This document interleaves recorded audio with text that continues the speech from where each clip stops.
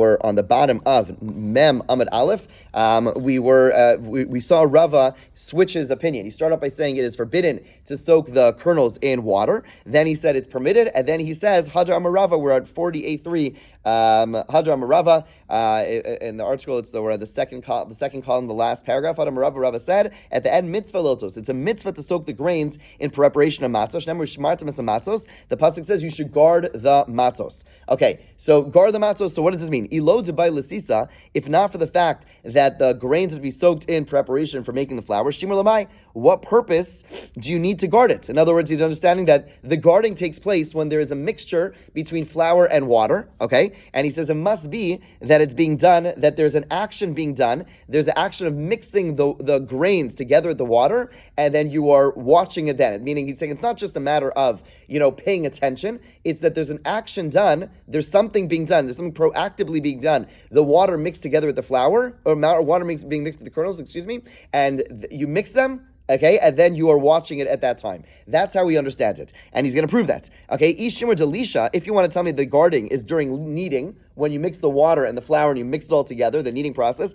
he says that Shimur Delisha Lav Shimurhu. That guarding is not considered guarding. How does he know that? Amar Rav Huna, B'tseiko Shel Nachrim, his proof is from the following. Rav Huna said, the doughs of a non-Jew that you see, they're not chametz. In other words, you see a non-Jew selling dough, and you look at it, and you see it hasn't really risen yet. Okay, Adam Malik Kreis Behen, you're allowed to eat them on Pesach, even the first night of Pesach. Uvad Shiochel Kizayis Matzah Bachrona, as long as you eat an olive-sized piece of correctly guarded matzah at the end, meaning for the mitzvah of matzah. Ba'achrona in barishon lo, meaning at the end, meaning for the sake of the mitzvah, you have to have matzah which was watched. But simply getting the dough of a non-Jew, which you know is free from getting chametz, that's not enough. Ask the Gemara, and now he's going to develop his proof. My timer, why can you not fulfill your mitzvah with the matzah, with the dough that you bought from a non-Jew that you know is free from chametz? Clearly, mishum delo avid b'hu shimor, because the fact that it wasn't guarded against leavening for the purpose of the mitzvah. In other words, there's no chametz here. The non-Jew makes the dough. You're even watching him from a distance, but he's making the dough. You see it's not chametz. You saw I made it 2 minutes ago. Totally fine. And like, oh great, I'm going to buy it, here's $5, I buy it, I go make matzah, okay? Doesn't work. The Gemara says why? Because clearly there was no shimur, there was no guarding that was done for the sake of the mitzvah, okay? And he says, why don't you go ahead and guard it from the time of the baking onward? In other words, okay, I buy the dough from him, and now I have dough. Now it still could become leaven, right? In other words, the dough could rise, right? Why is that not shimur? Elalav, right? Meaning that should be shimur. In other words, I'm watching it, I'm protecting it to make sure it doesn't rise by making sure, by baking it right away, right? In other words, let's take a step back. The pasuk says, "Ushmartem es matzos." You have to watch the matzos, okay? So what does that mean? There's a couple of options. One option is, which is what he's going to reject over here, is that as long as I'm paying attention to the dough at any point before it's made into matzah, for the sake of matzah, that would be considered Shmartem es matzos. I'm safeguarding it. So he's saying, listen, I buy the dough from the non-Jew. I know it's not chametz, and I'm watching it. I'm making sure it's not becoming chametz with the specific intention of doing this for the sake of matzah. That's clearly not enough, because we're saying that's not good matzah, right? That's our case. I bought the dough from the non-Jew, and now I'm watching it. Don't become, I'm doing this for the sake of matzah. I'm making sure it doesn't become leaven, and I'm quickly throwing it into the oven to make sure it wasn't chametz. That, the Gemara says, Rav Huna says, is not going to be shmur matzah, right? It's not going to be the matzah you need for the night of Pesach. So he says, mishum delo avid b'hu shimur. Okay, ask the Gemara again. Gemara says, why can't you go ahead and watch it? Literally means from the time of baking, but the Mefarshim explain it means earlier, meaning from the time you bought it. Why can't you watch it for the sake of matzah? Elav shmamina shimur me'ekara be'inan. You need to do. It's more than just simply watching it to make sure that it doesn't become chametz. You need to. The Gemara's understanding. You need to do something more. You need to do an action which will, put you in a situation where it needs to have protection. In other words, once we're reject the fact that the Gemara is saying simply making sure it doesn't rise, that's not enough to be considered shmura, ushmartem. That's not a fulfillment of it. Okay, so why not? I'm watching it. So elamai, it must be that I have to do something, there has to be an action that is done that necessitates a shmira. Simply watching that it doesn't rise, that's not a shmartem, meaning you could guard something. You could guard something passively, You can guard something actively. So the Gemara is saying, if it was just guarding it passively, then once I bought it, I'm watching it. I'm making sure it doesn't rise. Clearly, that's not enough. Must be that I have to do something. Shmarta means I have to do something active. I have to do something where I'm mixing these kernels with water, right? And that necessitates, that's an active, involvement, which necessitates a watching to make sure that nothing goes wrong while I do so. And that's what it must mean. And therefore, Rav is concluding from there that what I must need is an active guarding, which means an active action to be then guarding, and therefore the mixing of the grains together with the water. That's how Rava concludes from that teaching that I'm not able to fill my mitzvah of ushmartem by buying dough, even chametz free dough, from a non-Jew. Ask the Gemara, that's not necessarily good proof. Who says the good proof? Dilma Shani Hasam. It might be different over there. Dibe'ina denachis l'shimor. Okay, that a time that the water was added to the flour, lo ava l'shimor.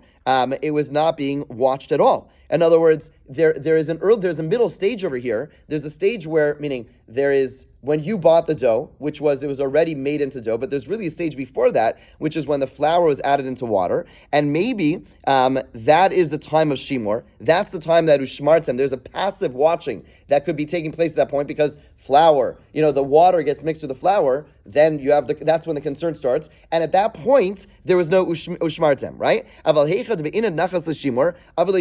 But let's say when the flour is mixed with the water, part of the regular process of making dough, and you are watching it passively, okay? Maybe that watching, that guarding, would be considered good shimor. In other words, you missed the stage over here. When you bought the dough from the non-Jew, he already mixed the flour with the water. Maybe had you just purchased the flour from the non-Jew and then mixed it together with the water, and you watched it at that point to make sure it doesn't get leavened, that would be a good fulfillment of ushmartem. And therefore, who says you have to go back a step before that and do something proactive of mixing the water with the flour? Maybe not. Maybe you don't need that. And therefore, there's really no proof from that case that you actually need to go ahead and mix the water together with the grain, as Rava was now telling us, as Rava was now trying to prove that you have to do. So therefore, the Gemara says there's no proof from that statement. However, even though there's no proof, Rava still did not retract his opinion, because we see Rava starting even earlier when they were turning over the sheaves at the harvest time and tying them into bundles. He said to his workers, when you turn them over, mitzvah, turn them over for the purpose of doing mitzvah. In other words, even before you mix any kernels, even before kernels even existed, it was just in the sheaves. He said, when you start doing the whole process, be done l'shum mitzvah for the sake of mitzvah. You see from here that guarding is required even from the very, very beginning, even from the harvesting until the baking itself. Okay, and so there's discussion now in this Gemara. So fine, Rava basically doesn't have a proof for this, but unless we see Rava telling his workers, you have to watch it very, very carefully to make sure that it's watched, that it's being done l'shem matzah from the beginning, and that is a discussion about, is this an absolute requirement? Is this just something which is ideal? That is a matter of some discussion, and this is part of the idea of shmura matzah, right? When we talked about what shmura is that it was done l'shem matzah already from the beginning. In other words, when you buy matzah, it's not shmura matzah, it's chametz free. If it wasn't chametz free, you'd be in a big trouble. But the idea of shmura matzah is what we're talking about over here, that from the time of the harvesting, it was watched for the sake of making sure that it does not become chametz, and that's something that Rava says needs to be done, certainly for the matzah that's being eaten for the sake of Seder night, right? In other words, even if you want to not eat shmura matzah throughout the rest of the Pesach, which is really okay, but for Seder night, it's critical that you have shmura matzah. Okay, that is a must. There's no flexibility around shmura matzah on Seder night. That has to be done shmura. Based on this Gemara. Again, there are some who say, I should take it back. There's some who understand this Gemara to say that it's only mitzvah ben muvchar, but the vast majority of opinions say no. For the sake of the matzah mitzvah, that has to be shmura. Yes. That's the same thing like with milk and having to wash the milk and dairy. Oh, what? You saying Chav Yisrael? Yeah. No, that's a separate halacha. Always says that, well, nowadays with the FDA and everything, Right. That's a separate discussion. But over here, there's a unique. That's a separate discussion. One day we'll get back to it, God willing, in another Gemaras. But over here, there's a special mitzvah of ushmartzim that has to be guarded. That is unique. It's not a matter of making sure something is kosher or not kosher. There's a unique mitzvah of ushmartzim. We have to watch over it. Okay. Marbroid Ravina. We see as well from where at Mem Amud Beis. I do use more matzah on the Seder, but I thought it was extra. It's not extra. You really So according to many opinions, it's absolutely necessary for the mitzvah of matzah. Yeah. Okay. Minakta le ime me'arbe. His mother stored the grain for him in basins. So basically, this was done for the sake of matzah, as opposed to just simply storing them. His mother put aside special ones for the sake of matzah. Bottom line is, again, although the Gemara itself leaves it as it's not clear if it's a stringency or a necessity, most understand that for the sake of the mitzvah of matzah, meaning the Seder night, it has to be shmura matzah. Okay, hahu arba dechite. There was a certain ship with wheat, that had wheat, the tiva bechishta, that sank in the river Chista before Pesach. Sharia Rava lizabune l'nachrim. Rava allowed them, so the wheat got soaked with water. So now what's the concern? It's going to become chametz because it got exposed to water. He said, no problem, sell it to non-Jews, don't sell it to Jews. Gemara says, wait a second. Esve Rabba bar levi Rava. Rabbi Levi challenged us. He said, wait, there's a price that says, begich of a kilayim. Let's say you have a garment which is kilayim, shatnes, okay? Wool and linen together. If it's a regular wool, if you're in the clothing industry and you have wool and linen together, you're allowed to sell it to non-Jew, no problem. But let's say you have one thread of linen that gets mixed into wool. There's actually a bigger concern. What's the concern? The concern is that you won't necessarily see it, meaning if it's it says like linen and wool on the thing, okay, everyone knows. Okay, but if it has one piece of linen that gets mixed in, so you're not allowed to sell it to a non-Jew. Why not? The concern is he's going to go and sell it to a Jew. Right? In other words, meaning there's no problem selling shatnez to a non-Jew. The problem is if it's something which is not evident that it's shatnez, then there's a concern you sell it to a non-Jew. If it's just a thread of linen that got mixed in, he's going to go and sell it to a Jew. You also shouldn't make it for a saddle, for a blanket for a donkey. Again, normally if it's full-fledged shatnez, you could do that. But if it's just one thread, there's a concern people are not going to realize. And people, recycle things. Oh, it's a saddle blanket. I need a new yarmulke. So they're going to cut off the saddle blanket and put it on their head as wearing something, okay?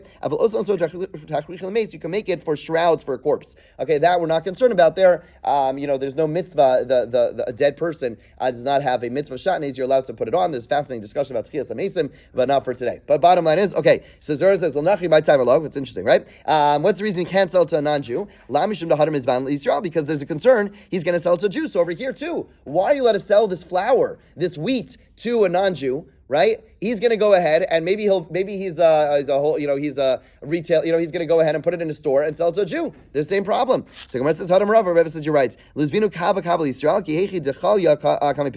He says, what you could do with this grain is sell it small portion by small portion to a Jew, because that way you'll make sure that it gets finished before Pesach. You can't sell a big portion because you're concerned he's going to finish it. You're not going to finish it in time, but sell a small portion. Even worst case scenario, doesn't realize it's chametz, no problem, because he's going to finish it before Pesach. Fine. Bottom line is, nowadays we're not meaning that doesn't mean you're not allowed to sell chametz to Jews before Pesach. It's only in a situation where they may not know it's chametz. In other words, let's say you have like matzah meal that's chametz, that you shouldn't be selling before Pesach, right? Because then that's going to be confusing. You can sell bread before Pesach. Everyone knows bread is bread, right? That's not a problem. Don't worry about it. Pesach. We saw this before. You can't add flour to a cooking pot on Pesach. We're talking about grain that was harvested immediately afterwards, was thrown into the pot, was immediately roasted. So we're talking about grains which are a little bit potentially moist. So you can put that flour into a cooking pot on Pesach. If you want to,